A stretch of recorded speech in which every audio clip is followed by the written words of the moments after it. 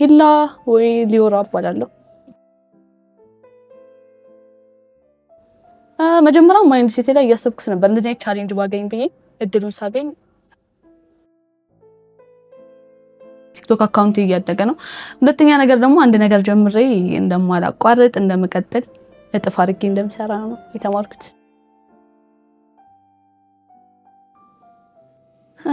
ለራስ ጊዜ አይኖርም እና ሰዓቴንም ሙሉ ለሙሉ ለዛ ነው የምጠቀመው። ከማንም አልገናኝም። እነዛ ነገራቶች ትንሽ ከማም ጋርም ለማውራት ትንሽ ከብደኛል። ያ ነገር በጭራሽ። አዎ በጣም ራሳችሁን ነው የምታውቁበት። ኧረ እኔ ቃል የለኝም።